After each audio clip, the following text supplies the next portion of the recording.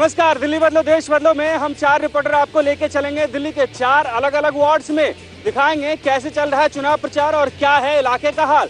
मैं भास्कर मिश्रा आपको दिल्ली की मुख्यमंत्री शीला दीक्षित से रूबरू करवाऊंगा और जानेंगे उनसे कि पिछले 13 सालों में दिल्ली का विकास क्यों नहीं हो पाया है। पश्चिम विहार के गुरु हरकिशन नगर का वार्ड नंबर 41 37,000 जनता तय करेगी कि उनका एमसीडी काउंसलर कौन होगा। नमस्कार, मैं हूं मनीष प्रसाद और हम आपको लेके चलेंगे इन्हीं पॉश और क्लस्टर कॉलोनीज के बीच में और दिखाएंगे यहाँ के लोगों की दिक्कतें।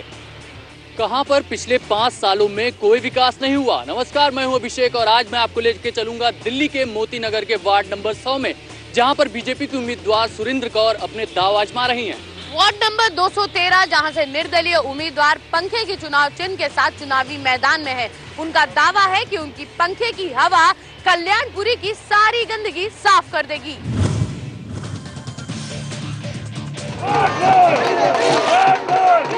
तनख्वाहें ले ली, बांटी नहीं।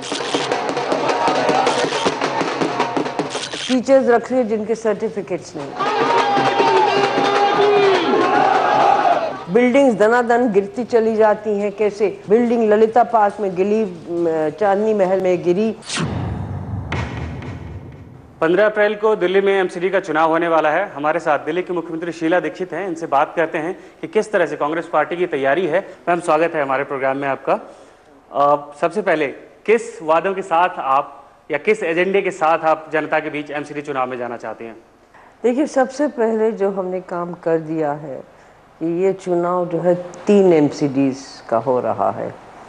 मेरा ख्याल वो सबसे बड़ा ऐतिहासिक है फैसला है कि जिसमें लोगों के नज़दीक उनका रोज़मर्रा का एडमिनिस्ट्रेशन जिससे वो उनका ताल्लुक़ होता है वो उनके नज़दीक आ जाएगा। 40-40 किलोमीटर दौड़ना नहीं पड़ेगा। दूसरा ये कि 50% हमने महिलाओं को आरक्षण दिया है।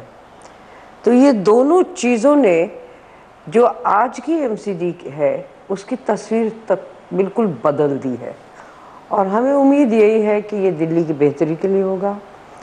एक ये कदम ऐसा है जिसको साहसी भी कह सकते हैं, क्योंकि हमें 10 साल लगे इसको सपने को पूरा करने के लिए।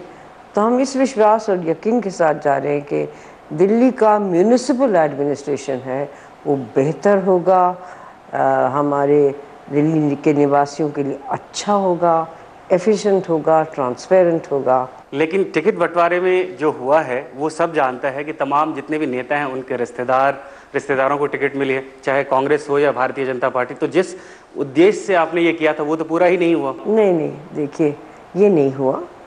इतना ज़रूर हुआ कि यदि एक कॉरपोरेटर की सीट रिजर्व हो गई तो उसकी वाइफ या उसके रिश्तेदार या उसके चाहे जो भी हो उसको दिया, बाकी किसी रिश्तेदारी को नहीं दिया गया। बाकी सब अपने अपने करे। और अब की बार एमएलए और एमपी ने चुने कैंडिडेट्स, क्योंकि उन्हीं के एरिया के हैं, उन्हीं के एमसीडी के हैं, तो वो चुने उन्होंने। और जहाँ कहीं मतभेद हुआ वहाँ हाईकमांड ने चुने। बट आई थिंक इससे बेहतर वितरण टिकट्स का नहीं हो सकता था और एमसीडी के प्रति अट्रैक्शन रही। इस चुनाव में भ्रष्टाचार को भी भारतीय जनता पार्टी द्वारा एक मुद्दा बनाया जा रहा है और खासकर कॉमनवेल्थ गेम्स की अगर बात करें तो सीएजी रिपोर्ट्स का हवाला देते हैं कि सरकार की गलत नीतियों की वजह से आम लोगों का नुकसान हुआ है। तो आपको लगता है कि ये भ्रष्टाचार का मुद्दा एमसीडी के चुनाव में स्टैंड करता है? देखिए, भ्रष्टाचार का मुद्दा है तो वो एमसीडी के भ्रष्टाचार का है। 33 भ्रष्टाचार हमने निकाल के दिए हैं उन्हें। तनख्वाहें ले ली, बांटी नहीं। टीचर्स रख लिए जिनके सर्टिफिकेट्स नहीं। बिल्डिंग्स दनादन गिरती चली जाती हैं। कैसे? उनकी आंखों के सामने बिल्डिंग ललिता पार्क में गिरी, चांदनी महल में गिरी, उत्तम नगर में गिरी, महरौली में गिरी, मासूम लोग मारे गए। उसकी जिम्मेदारी किसको है? तो वो अपने भ्रष्टाचार को देखें। एमसीडी में क्या भ्रष्टाचार है? तो दिल्ली में अभी भी 2000 से अधिक ऐसी कॉलोनियां हैं जहां पे सीवर लाइंस नहीं है, लोग परेशान हैं। पीने की पानी की समस्या हर इलाके में है और आप 13 साल से मुख्यमंत्री हैं, तो फिर कौन करेगा विकास है इसका? देखिए, मुझे आपको बताती हूँ, पानी की दिक्कत है। 5 लाख लोग यहाँ हर साल आते हैं और वो जो 5 लाख यहाँ आते हैं उनको पानी सबसे पहली ज़रूरत अगर जो है तो पानी की है। ये सही है। अनऑथराइज कॉलोनीज कौन बनाता है?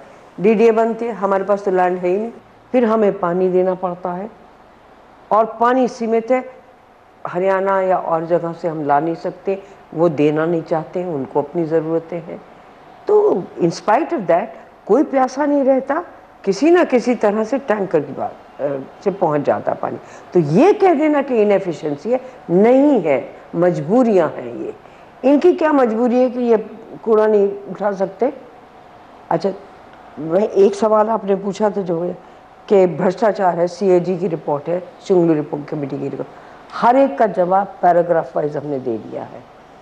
और ये बार बार कह रही हूँ, आपको भी कह रही हूँ कि यदि कोई दोषी आपको मिलेगा, आपको पाया जाएगा कि भाई हाँ इसमें यहाँ पर गलती हुई, उसको दंड देंगे। बताया जाता है कि सरकार और संगठन में संतुलन नहीं है, सरकार हमेशा हावी रहती है। नहीं नहीं नहीं नहीं नहीं, सरकार का हावी नहीं रहती है। सरकार की तरफ आप देखते हैं कि वो क्या काम कर रही है, क्योंकि आपने उसे चुना है। पार्टी का काम ये होता है कि ऑर्गेनाइज करे पार्टी को, टिकट्स जब जाते हैं या कौन पार्टी में रहेगा, किस डिसिप्लिन में चलती है, नीतियाँ बनाती हैं। हमारी जो सरकार की नीतियाँ हैं वो हमारी पार्टी की नीतियाँ हैं, तो उसको हम कार्यान्वित करते हैं यदि हम सरकार में आते हैं।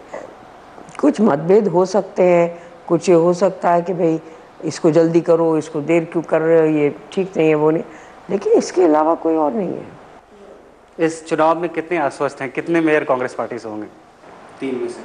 अब हम तो 3 के लिए ट्राई करेंगे, उम्मीद भी यही करेंगे, आशा भी यही करेंगे, काम भी इसी के लिए करेंगे, लेकिन अब वोटर मालिक है, वो तय करेगा। 37,500 वोटर तय करेंगे कि एमसीडी का ये चुनाव कौन जीतेगा। नमस्कार, मैं हूं मनीष प्रसाद और हम जा रहे हैं गुरु हरकिशन नगर वार्ड नंबर 41 पश्चिम बिहार में। पश्चिम बिहार वार्ड नंबर 41। इस सीट पर उम्मीदवारों की किस्मत का फैसला 37,000 वोटर्स करते हैं। फिलहाल यहाँ